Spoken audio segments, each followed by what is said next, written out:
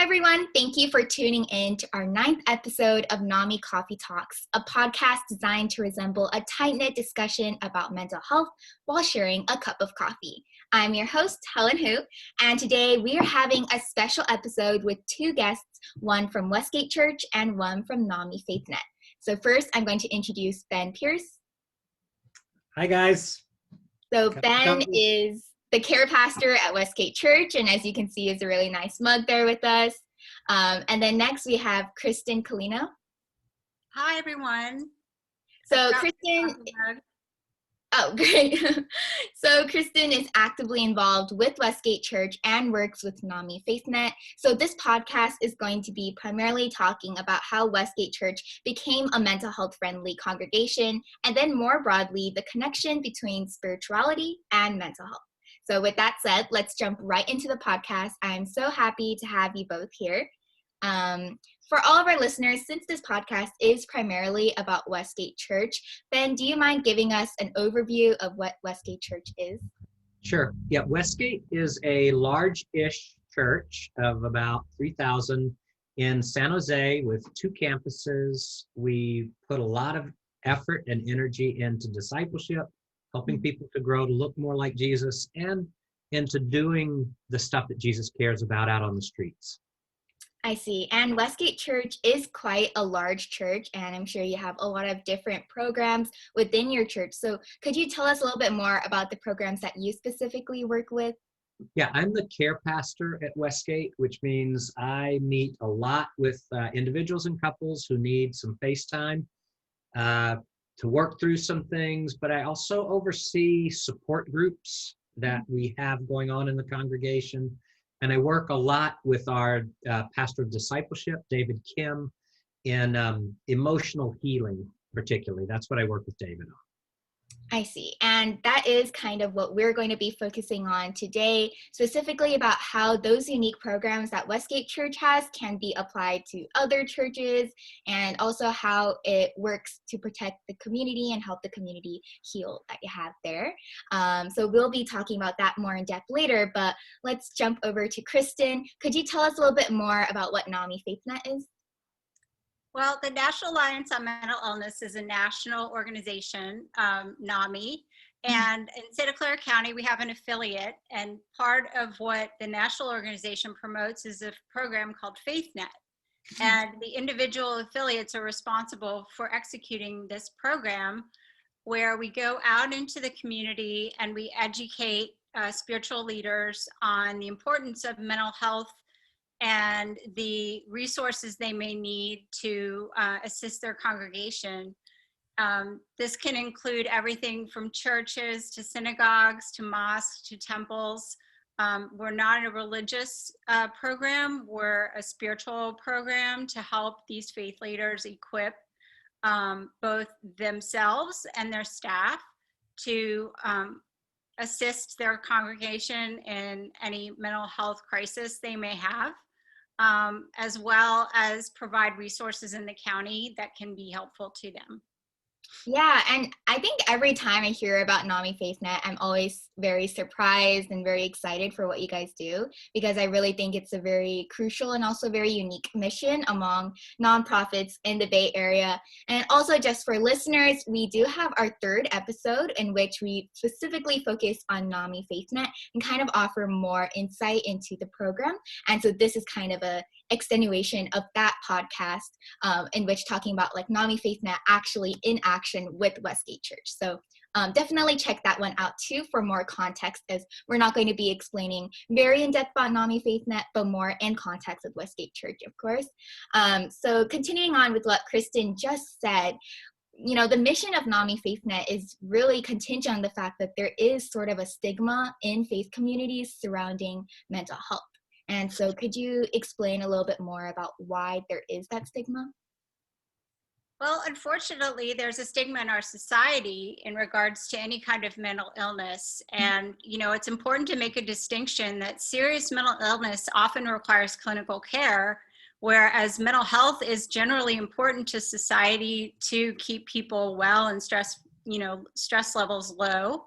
So the important thing is to see where spirituality overlaps with that clinical care, and equip the care team at this congregation to advise someone who comes to them. Often the pastor or the faith leader is the first person that they see when they're struggling with anxiety or depression or loneliness or any type of emotional crisis.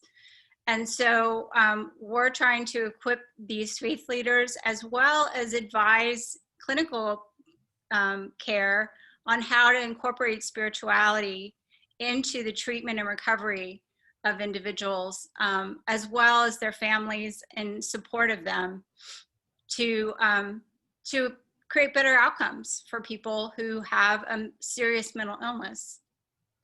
Yeah.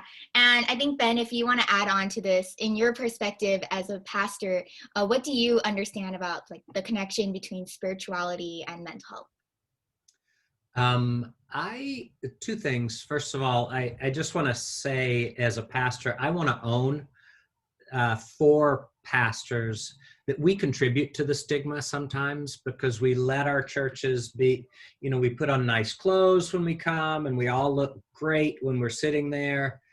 And really, I think what God's vision for the church is much more similar to a 12-step meeting, where rather than we're posing behind our nice clothes and looking like great people, it's like, hi, my name is Ben.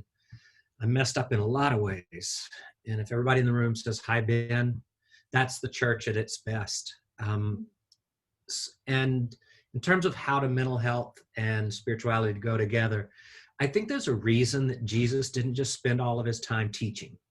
Yeah, he taught a lot, but he spent an awful lot of time healing people, because often the what trips us up in living the life God has for us, it's not just that we don't know enough, it's that there's things inside of us that need to be mended, or we can't really walk that path as well as we'd like. For sure. And I think that understanding is really important for Christians to have, or for anyone believing in any spirituality. Like, not everybody is perfect, and it's not the point to always strive to be perfect without acknowledging that everybody has weaknesses as well. So then you kind of talked about like how you want your church to be and how the church can sometimes fall away from that true mission. So Kristin, could you talk a little bit more about what it means to truly be a mental health friendly faith community? Well, as part of FaithNet, we put together information for congregations on 24 different action items that they can take, 10 of which makes them a mental health friendly congregation.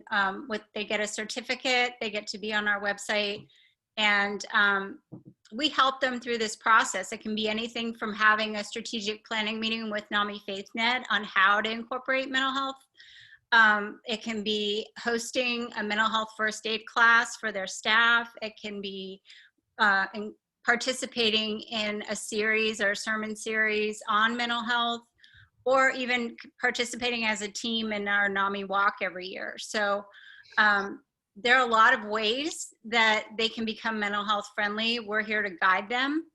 And I think the misconception about when someone has a mental illness in their congregation is that people don't really know what to do.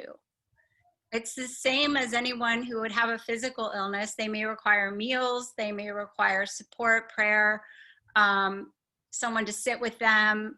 It's just no different. And I think oftentimes in the faith community, we get tripped up over mental health versus physical health, and ultimately mental illness is a full body physical and mental condition. So I think the more we can educate people about what mental health looks like and how to identify it and how to support people through it, I think it will increase our opportunities and lower the stigma. I think COVID has done a lot for that, in terms of a lot of people have been isolated, and a lot of people are struggling with anxiety and depression, and they're talking about it. And it's almost the silver lining. I mean, I hate that we have this pandemic, but it's the first time I've ever seen in my life where people are openly discussing the importance of mental health in young adults and, and children, and work environments. So I think we're making great strides in terms of educating the public too, which will help reduce the stigma. Yeah, I really like your point about the silver lining of COVID-19. A lot of people are opening up more about things that they're facing. And so that's definitely a great step. And then also, I really like how NAMI FaithNet really has education as one of their fundamental pillars in educating faith communities. And then, Ben, in your work with Westgate Church, you're educating people within the church on mental health and how to help perhaps relatives or perhaps even themselves if they're facing some struggles. So I think ultimately, education does start with some personal experience. So, Kristin, what has been your journey with mental health? Oh, I have been 30 years diagnosed with bipolar disorder, and it is a serious mental illness. I was 19 when I was first brought for treatment, so I was very lucky that I was diagnosed early and received quality care.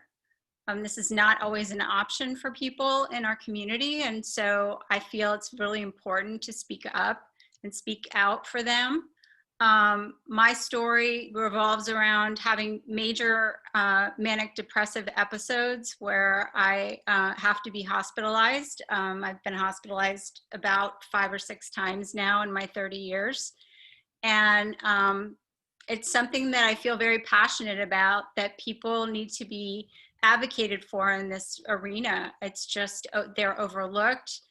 They're underserved, and people who do not have means and resources are not getting the proper care and are getting oftentimes into jail and into police altercations because no one knows that they have a mental health condition. So one of the things that San Jose Police Department has recently put together is a program to assist through the mobile crisis unit and not send police, send emergency medical care, but do not send police initially when the person is diagnosed with a mental health condition. So this is a real new program for San Jose, and it's a great way to show California how Santa Clara County is treating mental health conditions. So in my story, about 2006, I went to Westgate Church after moving to California and immediately felt welcome, immediately felt like I had a lot to learn about my faith. And they were there to educate me not only on Christianity, but how to be loving to my community. That's very important at Westgate. That's something they really promote.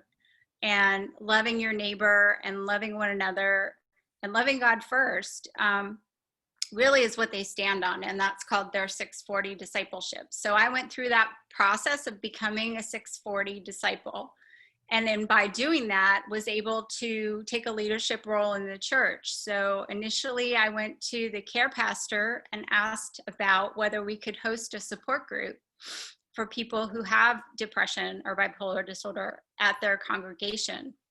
It wouldn't necessarily be a church program. It was sponsored by an organization called the Depression and Bipolar Support Alliance.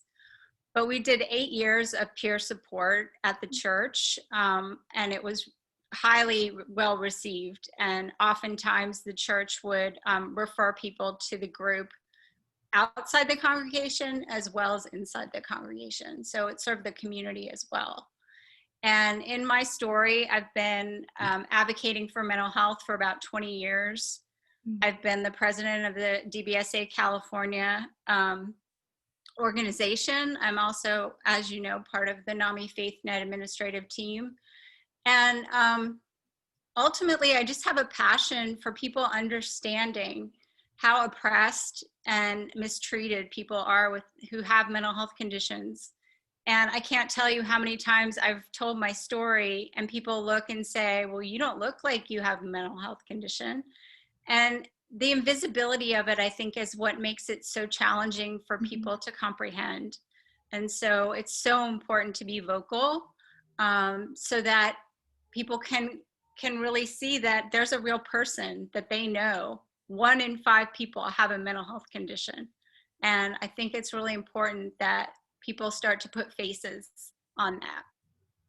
For sure. Wow, your story is very inspirational, and you just said a lot of really quote-worthy things in that answer. So first, I think you talked about like the difference between like the difference between how people treat physical illnesses and mental health illnesses, and your last point about how mental health illnesses are often so invisible may tie into that because they don't understand things that they don't necessarily see as easily as something that is more physical. And I think that's why education is so important. And then also the community that you found at Westgate Church.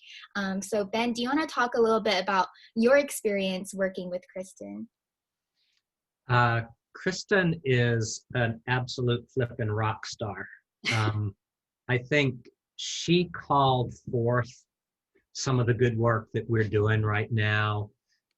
In some interesting ways. She said, "Hey guys, a number of the things to be a mental health friendly congregation you're already doing." And we're like, "Really?" Because we didn't know that. We were just kind of stumbling our way along as best we could. And also, when I have people in the congregation come to me because either they or a family member are struggling with a mental health issue and they really don't know what to do, Kristin's on speed dial for me, because I'm like, "Hey, you may have a stigma around what this means. I want to introduce you to one of the most intelligent people you're ever going to meet, but she's a fellow traveler, and I think your stigma is going to disappear once you meet her. And you can be brilliant and have this. You can be a wonderful person and have to walk with this. We're all a mix of these things."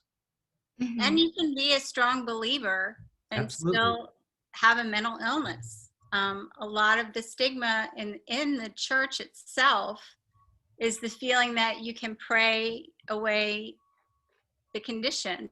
You can pray until God heals you. And that's true. God can heal you. But in the meantime, there are treatments that are provided to help you live a functional life. And that's sort of the road I have taken, that yes, if God wanted to heal me, he will, but this isn't something that I don't have resources for. There are people who can help me in the meantime. And I also think that there's a lot of misconception around,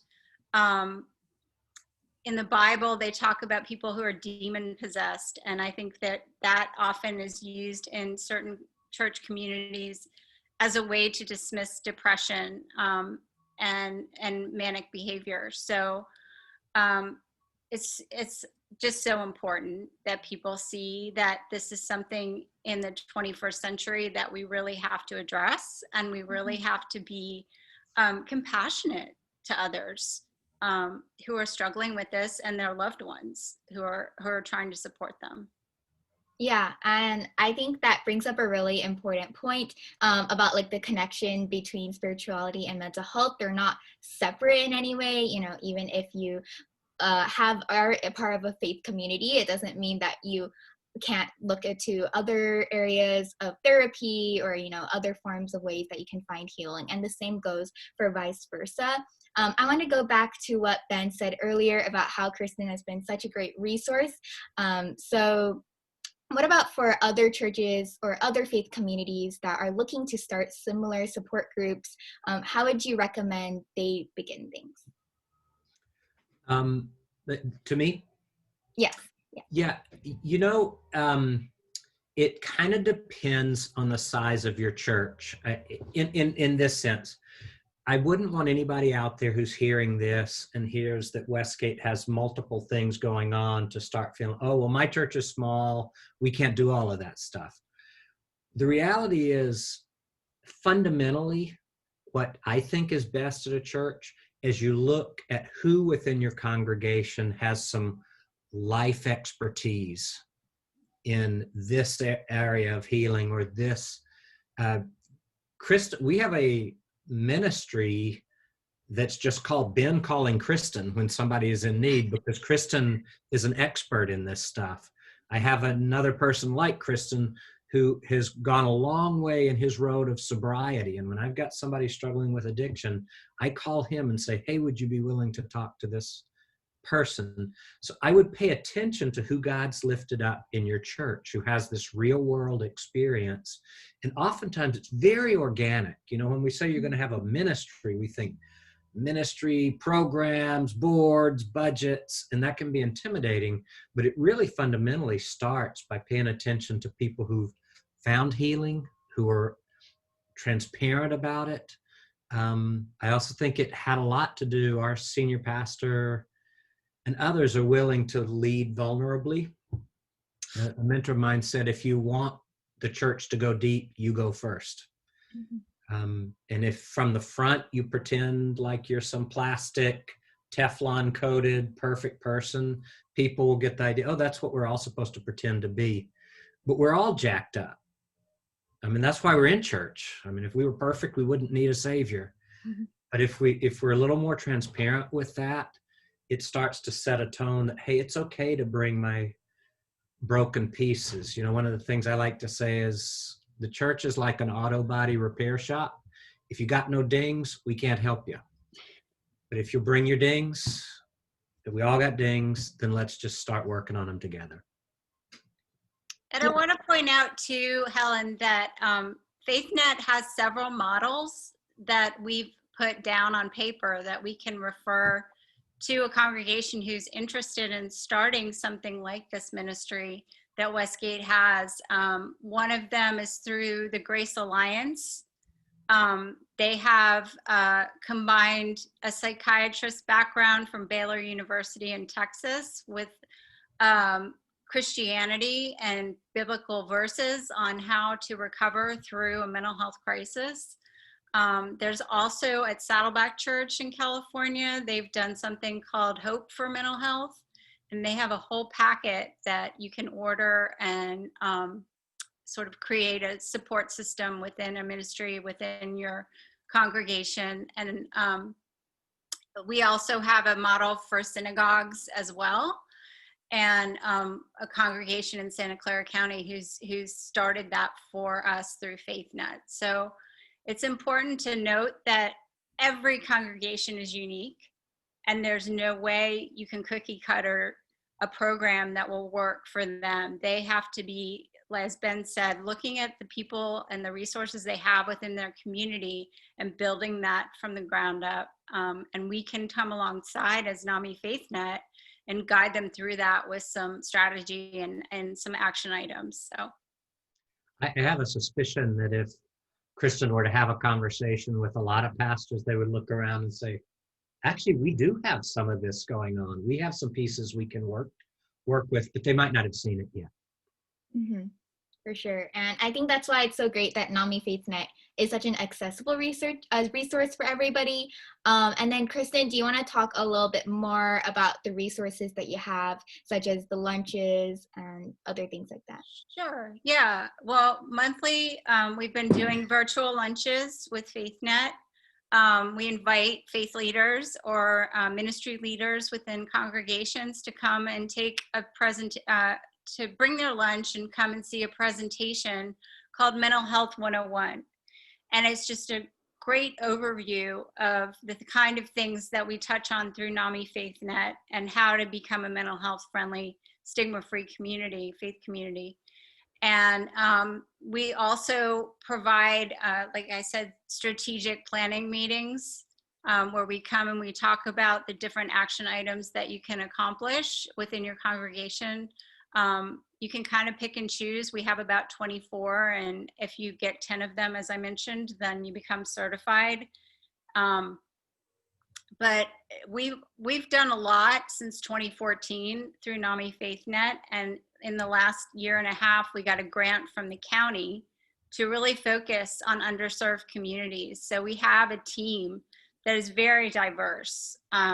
They cover the African ancestry, Korean community, the Chinese community, the Vietnamese community, the Filipino community, and the Latino community. So we have a coordinator and an assistant coordinator for FaithNet that basically does outreach for those specific communities. And my role, again, is just to administer the program and lead those coordinators in the right direction. So there's a team of 4 of us who advise them. Yeah, and we also are going to be putting all of NAMI FaithNet's information and the link, if you're interested in reaching out to them, in the description below. And at the end of the podcast, we'll be mentioning it as well. Now, Ben, I know we already jumped into the support groups, but do you want to give a little overview of the different types of support groups you have first, and then we can talk about them more? Yeah, and let me say that when I say support groups, I am speaking broadly. Sometimes I classify Kristin as a support group because I have someone who can give support. But we also have support groups for people who are facing addiction, sexual addiction, substance addiction, support groups for spouses whose partner has been unfaithful in some way. We have a support group for parents who have a child struggling with mental illness, who have an adult child struggling with mental illness. We run labs for marriages, for others. Basically what we do is we pay attention to what types of needs are winding up in our pastor's offices a lot. And if it's not one that's already addressed by one of our kind of year-round support groups, then we try to attack those with labs that may run for 6 weeks to speak into that.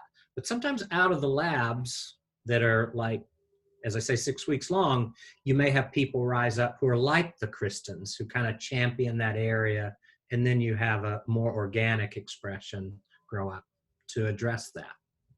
Mm-hmm. And, you know, we don't have everything at Westgate either. Even though we're a larger church, I liberally refer people to other resources in the community.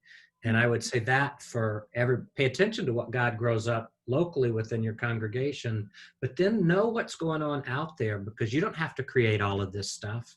There's a lot of good stuff that's out there. You want to have a good note file of where to send people who have certain types of need. Yeah, and the beauty, Helen, of Westgate is that they really want to equip people. They have a class that they teach every year called Design, and it really helps people identify, including myself, what their giftedness is and how they can use that to further the community and to further God's kingdom. So that class was influential in me sort of deciding that I was going to step forward at the church and really make this my mission there. So they do a lot of work in the 640 discipleship process to equip people to go out and be lay ministers.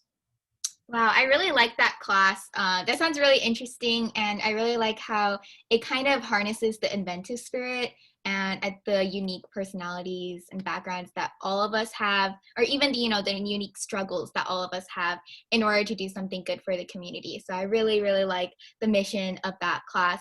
And I also think that that really ties in to how Westgate Church has been so successful. It's you guys are blessed with such unique people, but also you guys took advantage of that and really encourage people to step forward and start their own support groups. So I have a question as to, along your growth process, I'm sure you've hit some kind of obstacle or, some challenges along the way. Could you give an example of one of those challenges? I don't have to go back very far to get to, all of this stuff was delivered face-to-face until March. So everything had to go to Zoom. And so we've adjusted to that. In some cases, probably it's been additive because people who couldn't swing babysitting and commute time and everything are now availing themselves of some of these groups. And it's also been subtractive for some people because they really need you do lose something when you can't sit right next to people. I think initially, because our church is focused around discipleship, helping people grow to look more like Jesus, we had to have some discussions early on to say, guys, this isn't a departure from discipleship into emotional healing. This is part of it. We can't grow as disciples unless those parts of our emotions and our minds are also mended and healed. This is part and parcel of it. And then we kind of came to a place where people say, yeah, you're right on that. So there were some struggles we had of just saying, is this consistent with who we are? How do we make it consistent with who we are? And we came out saying, yeah, this is mission critical for us, or we're not gonna succeed at what we say is our mission. Mm-hmm.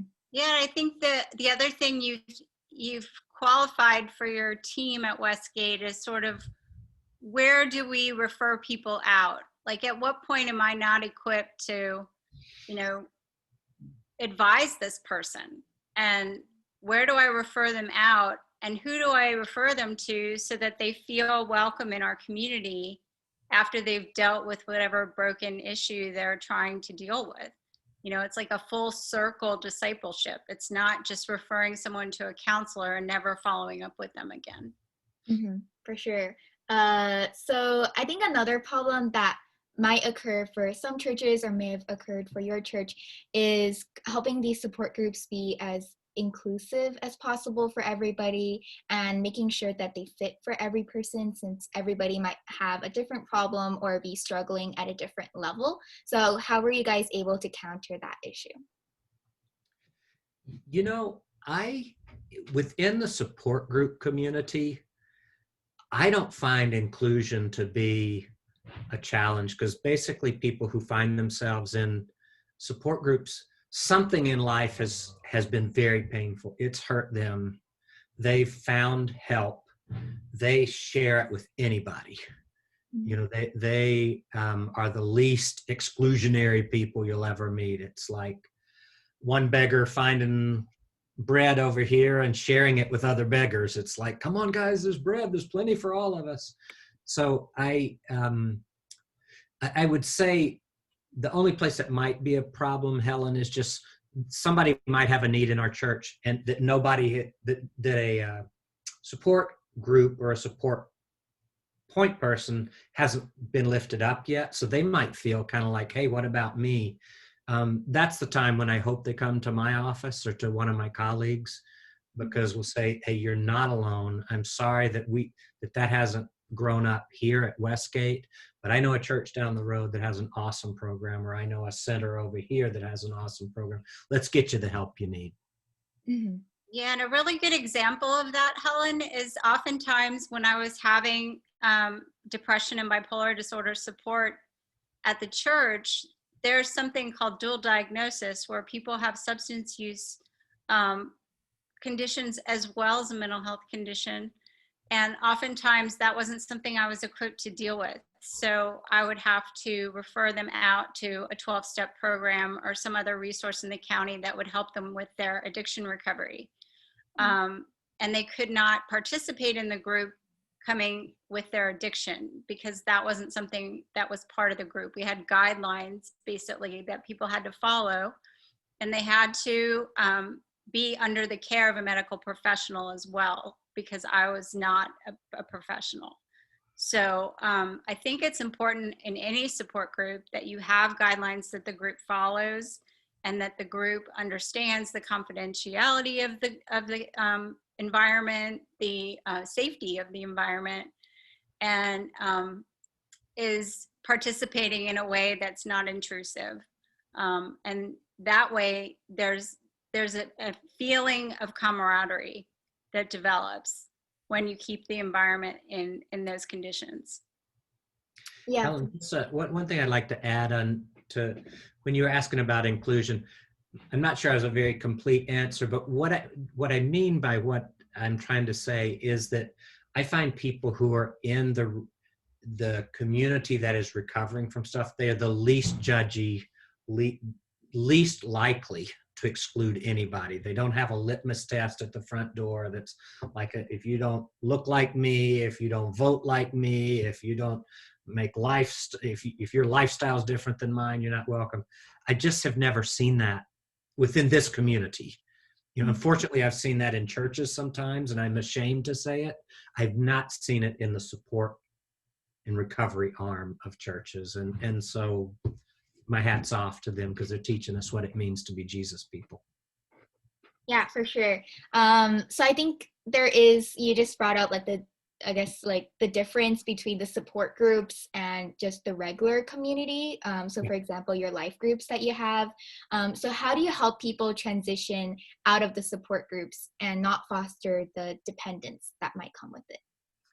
Yeah, if you don't mind, I want to do a screen share and show you, kind of take you back behind the curtain to some of our conversations about this, because it helped make a little more sense out of what we were trying to do.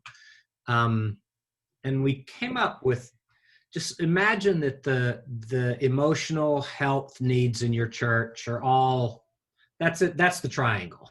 That's everybody and all the emotional need, high, low, and in between. And what we figured is there's a certain percentage of the emotional healing needs in a congregation that do get addressed by worship participation. We had a husband and a daughter who were at our church because the mom was in prison. The mom came out of prison. She started coming to church, just attending on Sundays, but it gave her a moral compass. And she's like, you know what, and she was a wonderful, wonderful mom. And this was what she was participating in. But we found that if you do worship plus a life group, so a life group, there are small groups where you might have 10 or 12 other people that you're meeting with on a weekly or bi-weekly basis. And in that size of a group, it's going to be, Kristin, how are you doing? Oh, I'm fine. Kristin, how are you really doing? Are you really fine? What do you need? How can we help you? That maybe, I don't know what the percentage is, but let's say maybe 60% of the emotional healing needs in a church can get met if people do those two things. But then you start running into issues where you need more specialization. It's an issue of addiction or mental health or what have you, and the life group doesn't know how to help you. And this is what we kind of started developing here, was church-based healing resources, so that it's peer-to-peer. So it's not a paid professional, but it's the people within the church who know how to. Kristin knows how to help with a whole set of needs that not many people do. People who've been through recovery, they know how to help. Our support groups. But then we've also found that there's some needs where, we really do need help from a professional. This is kind of above my pay grade as a pastor, and it's above the pay grade of most peer-based things. But what we had kind of self-assessed, not proud of this, but that oftentimes the church just had this. We just had a big group you could come to on Sunday down at the bottom. And then we'd send you to a professional if you had any need beyond that. But that there was this middle zone here where we hadn't done as much as we could. And so really what we've been doing with the life groups and this whole emotional healing track is try and fill up that middle zone. So it's a more holistic, helpful overall ecosystem where people can get better and people can come up here for the professional help without having to leave any of this down here, even though they might say, hey, for now, most of my time slots, I've got to be spending up here with the professional help, but I know I can come right back into my life group and be supported and getting over that rough patch. Maybe there's a support group that can help tide me over. So it works like this symbiotically. It's not you either worship or you go to a professional. This all can and should work together for the good of God's people. Yeah, And I can attest to having a small group, a life group that was completely there for my husband and I during my last bipolar episode. Sitting on our front lawn and just hanging out with him. The men were really great about that, and the women and men would bring meals to my husband because he was working and trying to take care of me at the same time. And so that at that level, at the life group level, people really know you and they love you for who you are, and they know what you're struggling with, and they can be there for you in a way that just participating in worship wouldn't happen. Mm-hmm. Yeah, I was literally just about to ask you about your personal experience with what Ben put on this pyramid. So that was a really great answer. You read my mind there. But I really like, Ben, thank you so much for preparing this pyramid, because I think it could be very helpful for other churches to also understand the connection between how they can foster this sort of supportive community in line with what they've been already doing. So yeah. So I know we've talked a little bit more about, from your side, like planning all of these support groups and working at the church and what it's been like for you. But what were the reactions of church members to these changes? Almost universally positive. And I think that's probably because the culture wasn't one of pretend holiness, that we're all pretending to be better. It's more of a culture of, we've all got stuff. It's not divided into people who do and don't have stuff. It's divided into people who are working on their stuff and people who aren't. And so people who needed the particular types of support, enormously grateful. The people who watch it happening, they're super glad it's there. And then we've got these ambassadors like Kristin, who, for something that might be a little beyond people's comfort zone of mental illness, then you got this ambassador that you say, okay, my goodness, she's amazing. And she's a fellow struggler, so I can admit my struggle. Let's get on with business. Mm-hmm. Yeah, and that's really encouraging to hear that your members were all very accepting to the changes that your church went through.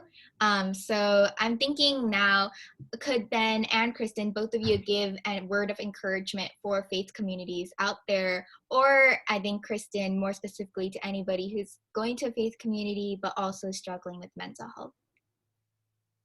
Yeah, I think the main thing is to communicate. The hardest part for me was, do I want my congregation to know I have this mental illness?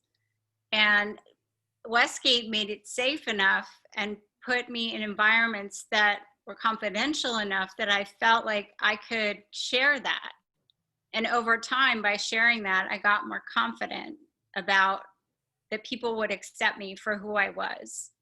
And so I think if you're in a community and you're struggling, the importance of finding others who are struggling in the same way or who have been there already is critical. And maybe the only way you're going to know is if you talk to your pastor, because a lot of times that's where the conversations happen one-on-one. And you won't know about a peer in your congregation unless you go and you have that conversation. Yeah. I think that's often, the first step may often be the hardest step, but yeah, thank you so much for offering that encouragement. And then?